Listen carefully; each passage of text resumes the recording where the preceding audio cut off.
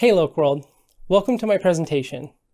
My name is Keikoa Riggin, and today I'm going to show you just how similar your Spanish localizations are by showing you just how similar somebody else's Spanish localizations are. I'll do this using real Spanish localization data, and I'll explain why it matters to you.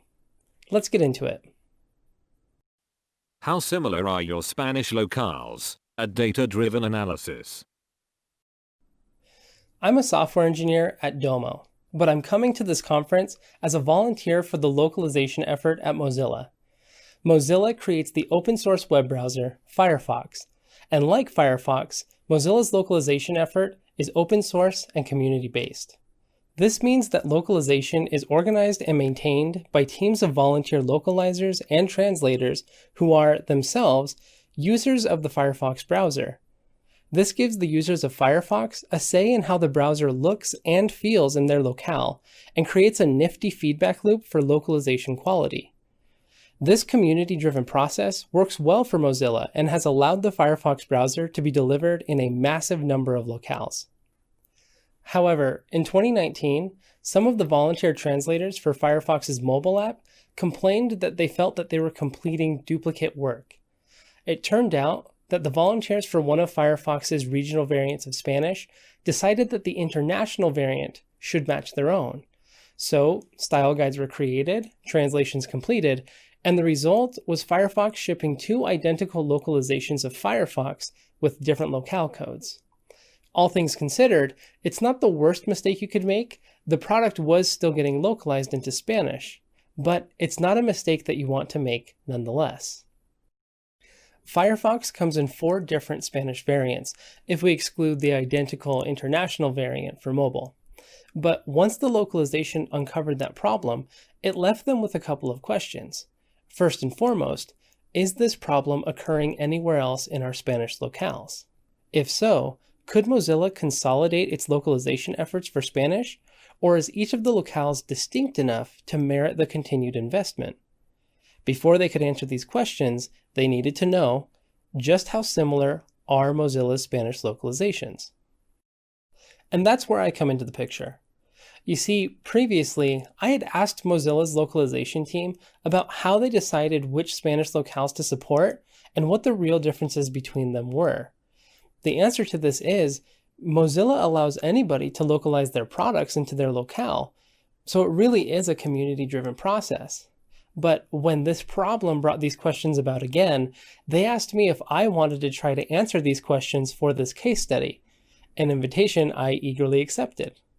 So out of the many methods that Mozilla could use to assess the similarity between their locales, I recommended 3 that would provide valuable insight. I called the first method perfect matches.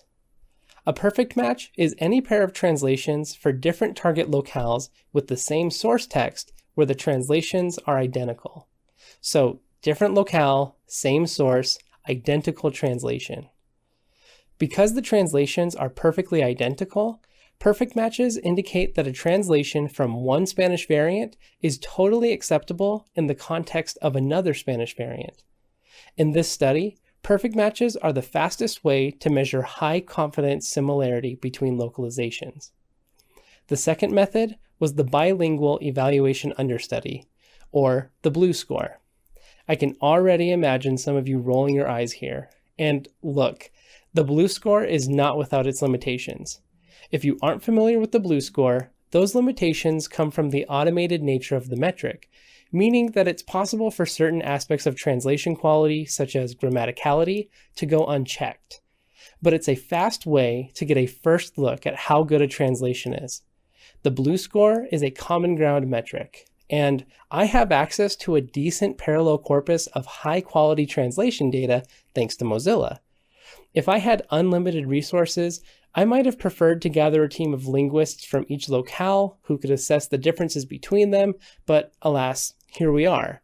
So for the scope of this study, the BLEU score is the fastest way to measure lower confidence similarity between localizations.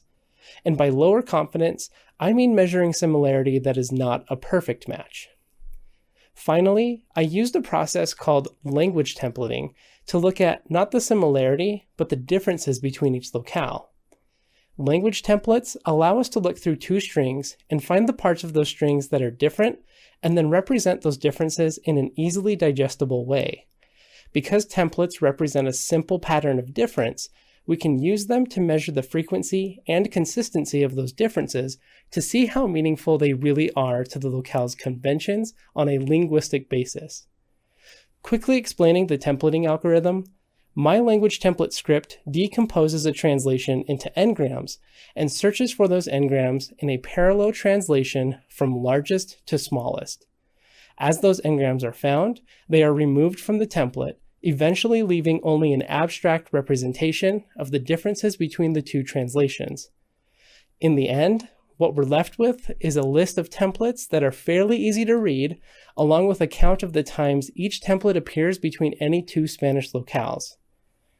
The templates reveal linguistic differences like vocabulary, register, phrase structure, and even things like omissions. It's easy to see how these differences can be classified similarly to translation error typologies like you would see in any translation quality metric such as Tauss's DQF and MQM. The template script I wrote is by no means comprehensive. Some templates, for example, include a combination of individual phenomena that would be best measured discretely, but that level of granularity would require further analysis beyond the scope of this study. All that being said, we do get some valuable insight even with the basic templating script I wrote. So, TLDR, perfect matches, BLEU scores, language templates. A key motivator for these three methods is that they are fully automated, meaning they could be replicated on new sets of translation data as that data becomes available. By the way, the data for this study is Mozilla's product translation memory. There was some data cleaning that took place, mostly to remove strings with a high ratio of embedded code and other linguistic nonsense, but some strings were removed intentionally. For example, translation units where the translation perfectly matched the source string, as well as unique translation units with identical source texts. The reason for removing these strings is that they represent a possibly difficult case to measure without performing a great deal of manual analysis. For example, you can't tell the difference between a borrowed translation and a branded term without having somebody look at those translations and labeling them as such. Additionally, if a particular string occurs many times in the data, that means that specific linguistic phenomena could possibly be measured multiple times over and skew the results one way or another. The decision to remove these strings was not an easy one to make, because the string's existence in the data could possibly merit its inclusion in the analysis. But at the end of the day, the data cleaning process for this study leaned heavily towards removing data that appeared questionable in order to focus on linguistically salient translations represented by a large number of unique data points. All that said, let's look at the results. First, the 4 Spanish variants of Firefox are Spanish Argentina, Chile, Spain, and Mexico. Between any locale pair, there were between about 7,000 and 14,000 shared translation units that could be compared. When it comes to the ratio of perfect matches found between any Spanish locale pair, an average of 40% of those translations were perfect matches. Remember that a perfect match occurs when a pair of translations from different locales are exactly the same, meaning that the translation is absolutely acceptable within the context of either locale. Because the ratio of perfect matches between any two locales is 40%, that means that between the 4 Spanish locales that Mozilla offers for Firefox, there's more than a locale and a half worth of duplicate work being done. When I first saw these results, I felt like 40% was pretty high, but keeping in mind that the translations being compared are from the same language, even though from different locales, and that they come from a translation memory of software strings, I'm not so sure that 40% is absurdly high. It could be that this is simply the nature of the data we're looking at. Fortunately, we still have other methods that can provide us more insight, so let's move on to BLEU scores. These BLEU scores give us a first look into how similar these localizations are. What we see is that the scores between any two locales are between 55 and 60, with averages right around the 57-58 mark. Now, if you're fairly familiar with BLEU scores, these numbers should look really high to you. And for a typical BLEU study, that's true. But that's because BLEU scores are commonly used to assess the quality of machine translation. However, this table from Google Cloud's translation guides helps us contextualize what the BLEU score means for this study. We can see some interpretation of what certain BLEU score ranges mean. There are poor translations, translations that provide the gist of the message, good translations, and then there's the range where R scores are found. Very high quality, adequate, and fluent translations. The thing is, our BLEU scores are high if we think of them as measuring the quality of machine translations, but the data for this study is not machine translation output, but in fact, very high quality, adequate, and fluent translations of the Firefox web browser. And it turns out that high quality translations for one Spanish locale appear to be high quality in the context of another, at least based on BLEU scores. Essentially, what we're learning is that different localizations of Spanish appear to be very similar. Breaking news, Spanish is similar to Spanish. But just for fun, you remember those translation units that I put to the side earlier, the ones that had the same source string?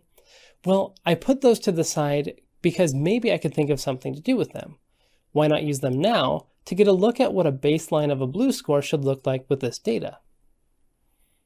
This table reflects the similarity of parallel translations from the same locale instead of comparing across locales.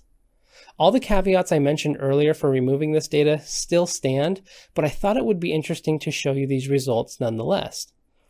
The number of strings being compared here is between 1,300 and 4,700, so slightly smaller than the data we just looked at. But the BLEU scores here are really high, averaging 83 across all locales. In my opinion, this high BLEU score makes sense given that these repeated strings should have been completed with the aid of a translation memory, increasing the consistency between the translations. However, some variance is still to be expected since character limits and other contextual constraints are likely to cause some variation between the translations. Again, these results in particular should be viewed with a bit of caution because there are so many potential things going on behind the scenes, but I still thought it would be interesting to share. In short, so far we've learned that locale variants are similar, but identical locales are similar-er. But if locale variants are so similar, then why do software companies provide multiple locales at all? There must be some motivation to do so. What we need to do now is see what the differences between these locales actually are and find out if those differences are actually meaningful. And that's where language templates come into play. The language templates revealed that the locales did have a number of consistent linguistic qualities that distinguished them. For example, when it comes to register, Chile and Mexico had a strong preference for an informal register, while Spain leaned heavily towards formal. Interestingly, Argentina had some instances of formal and informal register, along with a fair amount of a special Spanish form called vos, which no other locale included. When it comes to vocabulary, there were several templates that showed where the locales differ strongly and where they agreed, but no two locales were exactly the same when all the templates were considered. For example, Chile and Mexico highly prefer the verb agregar, while Argentina and Spain prefer añadir. But when it comes to the verbs activar or habilitar, Chile and Spain share the preference for activar. Additionally, Mexico sometimes showed templates from one locale and then showed the inverse version of that template when compared to another. So, in the templates from Chile to Mexico, the templates changed activar to habilitar, but the templates from Argentina changed habilitar to activar. The strongest occurrence of this had to do with the past tense forms found in the templates. Where Spain has a strong preference for the form you have blocked, Argentina and Chile strongly preferred you blocked instead of using the past participle form. But Mexico had a high number of both forms in the templates. This seems to indicate that some linguistic forms may not work within the conventions of certain locales, while other locales may be more flexible when it comes to diverse linguistic forms. Finally, I wanted to check the frequency and consistency of the language templates. For frequency, I just used the count of the number of times any template appeared between any locale pair. The more occurrences, the more frequent. For consistency, I checked to see if the inverse of any template was present in the locale pair. For example, if Mexico changed activar to habilitar in one template, but changed habilitar to activar in another, these templates would be considered inconsistent because the change is not reliable, at least from the perspective of the templates. Likewise, if a template only appeared once or twice in the data, that doesn't give us a lot of confidence that the template represents the differences between the locale's conventions. However, a template that appears many times and without its inverse likely reveals something about the tangible differences between the two locales. Here's what we saw. Nearly 20% of the translation units for any locale pair featured a consistent template, meaning that about 1 out of every 5 translation units is reliably different according to the locale conventions. However, almost 15% of translation units feature an inconsistent template, meaning that 1 out of every 6 or 7 translations contains what appears to be an arbitrary change. The rest of the translation units contain templates that appeared only once, so not much can be said about what they mean to the locale. Keep in mind as well that some templates were very complex and may have included changes that would be best measured on an individual basis, so some further analysis may be prudent regarding this method. So what do these results mean? The perfect matches and BLEU scores show us that Mozilla's Spanish localizations are very similar, to the point that translations for one locale appear to be acceptable translations for another. However, the language templates indicate that, in spite of their similarity, each locale does contain a number of frequent and consistent linguistic differences between them. These differences are less a problem of translation accuracy and more a question of locale convention. And worthy of note is that some locales appear to be more distinct or unique, while others seem to be more similar or central to the group of locales. In the case of Mozilla's localization data, Mexico seems to be the most central. Now, I thought these results were pretty cool, but I had one doubt about them. I wasn't sure if the results reflected a phenomenon that was consistent throughout localization data, or if I'd simply uncovered something about Mozilla's localization data. But because these methods are completely automatic, if I could only find some independent localization data, I could put my doubts at ease by replicating the study. So I went looking for data, and I found the My Visual Studio's Translation and UI Strings Glossary, which I will refer to from here on out as the Microsoft data. I was able to access this data with a free My Visual Studios account. Unfortunately, although the Microsoft data was available for 6 Spanish variants, there was not enough data to feel comfortable in the reliability of the results. The only locale pair with enough shared strings to replicate was the Spain and Mexico pair. So that's the pair I used for this comparison. I performed all the methodology and data cleaning with the Microsoft data, and these were the results. First, the number of shared strings between the Microsoft data was much larger than the Mozilla data. There were about 25,000 strings to analyze for Microsoft. Where 40% of Mozilla's translation units were perfect matches, Microsoft had over 60%. In terms of BLEU scores, Mozilla had a high score of nearly 60. Microsoft returned a BLEU score of nearly 80. Whereas Mozilla's high BLEU score could be justified, the Microsoft score is concerningly high, indicating that these locales are very, very similar. If you remember, the identical source strings I had removed from the Mozilla data had BLEU scores of just over 80. This makes the similarity between the Microsoft locales seem very high. However, when the identical source strings from Microsoft's data are compared, just like the Mozilla data, they return the lowest BLEU scores seen in the study, measuring 40 for Mexico and just over 50 for Spain. This seems highly unusual since we would expect, just as we saw in the Mozilla data, that the same locale would be more similar to itself than another locale. I had to double and triple check that I hadn't mixed up my data, but given the high number of perfect matches for the Microsoft data, these numbers do check out. Not to belabor the point, but this shows that there are some phenomena going on in these identical source strings that really can't be accounted for without a great deal more processing or just manual assessment. So we'll stick to our clean data for drawing conclusions about locale similarity. Finally, what can be said about Microsoft's language templates? One thing to note is that Microsoft did have some overlap of templates with Mozilla, which is what I was curious to see. There were also a handful of templates that were consistent in the Mozilla data that were inconsistent in the Microsoft data. All in all, both datasets shared 15 of their 100 most frequent templates, and 5 of Mozilla's top 50 consistent templates were inconsistent in the Microsoft data. So between Microsoft and Mozilla, there's not a ton of overlap when it comes to templates, but that's pretty normal for two completely independent datasets. When it comes to Microsoft's internal consistency, the data had a higher ratio of consistent templates and a lower ratio of inconsistent templates than the Mozilla data. In every aspect, the Microsoft data demonstrated the same results as the Mozilla data, but in a more exaggerated way, leading me to believe that at least in the case of software strings, Spanish localizations have a high level of similarity while still having valuable distinguishing linguistic features, keeping in mind that depending on the domain of your translations, your mileage may vary.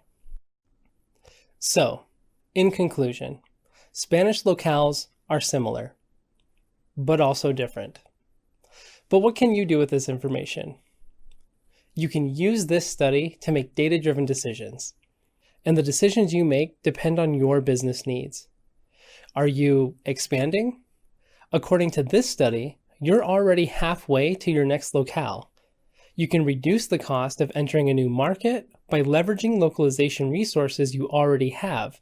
For example, if you already have one or more Spanish localizations, you could ask yourself, what new market could I step into using the resources I already have? And which is the next nearest locale to the ones I'm currently supporting? On the other hand, maybe you're consolidating your localization efforts. This study shows that one of your Spanish locales can cover multiple markets, at least in this domain. You might want to use the automated methods from this study to determine which locales are most central to your user base, and then reduce the cost of your localization by offering one very high quality, adequate, and fluent Spanish translation. Mozilla recognized it had a problem and kicked off this study as a means of addressing its needs. For Mozilla, that meant no longer offering locales that are too similar, like the international Spanish variant it was delivering for Firefox Mobile. Additionally, Mozilla already has tooling that allows translators to leverage pre-existing localization resources. For example, Mozilla's in-house CAT tool, Pontoon, allows translators to include translation memory matches from other locale communities in the UI. Pontoon is developed specifically for the needs of Mozilla and emphasizes collaboration among its many volunteer localization communities. So this kind of TM sharing may not be intuitive to other localization workflows, but the results of this study indicate that the similarity of certain locales may justify the implementation of creative uses of localization resources like Pontoon's TM sharing. Then again, Mozilla has been at the forefront of many localization experiments, including robust internationalization frameworks like Project Fluent. Mozilla is doing a lot of really cool work, but for the majority of localization efforts, breaking ground like Mozilla has done is probably not necessary, especially when you can refer to studies like this one and other presentations here at LocWorld. Again, how you move forward from this study is really up to you and dependent on your needs. I'm really excited about this study and the implications it has on localizing languages that have many locale variants. I think there's a little bit more work that can be done on the analysis side, and I also believe that there's a lot of potential for practical application building on this study. If you would like to take this study further, you can access the project repo on GitHub, And if you have any questions down the line, feel free to connect with me on Twitter or anywhere else you can find me on the internet. Thank you so much for joining me for this presentation, and I'll be answering questions for the next couple of minutes.